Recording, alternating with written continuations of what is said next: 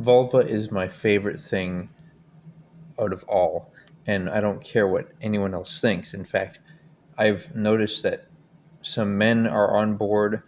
I would think that women would be thanking me, even if it's anonymously or under an online alias. But somehow I think women kind of, it's not their job to like celebrate their bodies. It's our jobs. And of course, I, encourage also lesbians to who are on board with that. Unfortunately, there are multiple of my lesbian acquaintances, and they don't really, they haven't they haven't really been like, yeah, go John. But still hopeful for more possibilities and receptivity to my orientation. It's transcendental because it goes beyond a man trying to get off. It goes beyond comparing sex organs and, you know, all this whole like competition of different people trying to seduce each other. It's all about the politically correct vulva, which allows us to be in a in a state of not really comparing because every vulva is special, every woman has one, and in a way because of that, it's like it allows you to kind of be more open to choosing someone based upon their values, because a lot of women, you're going to be attracted to them, including especially attracted to their vulva. And you got to think of it as like it's like the one thing that will lead to peace, because like I said, it's not about getting off. It's not about, you know can a guy get erect, can a woman have intercourse. Sometimes people have these sexual dysfunctions, but the vulva is always happy.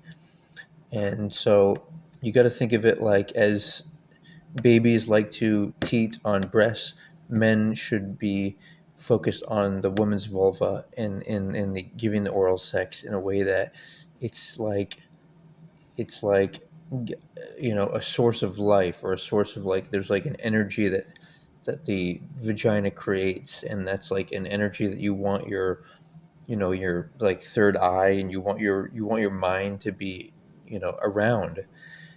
And whatever the size is, big or small, appearance, the different kinds of labia and everything, it's all good. It's our flower. And so that is the uncensored take I have on that. And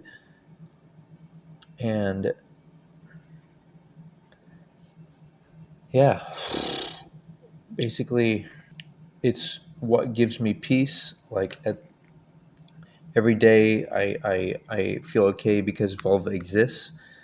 um, and I'm not worried about if I perish, because I had a relationship with vulva, and I was working towards my wife's and her flower. And and it's like the the physical realm is imperfect. Obviously, vulva is imperfect, but it's like the closest thing to something to aim for as men. And so we aim for that, and it gives us a sense of meaning and purpose. And it's also a physical thing. People don't realize that you can't you say people say they worship God, or the supernatural, the invisible, the all, but you can't worship something that's not physical. Because to worship something, you need to like treat it with priority and care and respect in the physical world. And you can't do that with non-animate objects or entities or gods. So, like, for example, the wind and the weather could be, maybe they worshiped that in the past, but now we understand all these things, and we've mastered nature in a way. And so it's time for us to use this all this technology and ideology we've invented, and societal political structures, and to make a decent life, It's time to enjoy each other and stop focusing so much on all these relationships with everything from technology like cars to food to pets to, yes, all these things can be fun, and vacations and whatever it might be, but this is an opportunity for us to focus more time on ourselves, and that means men celebrating women. It's important to understand that it's like it's feminine for men to want the uh, attention from women, the sexual attention, the attention from like about his sex organs.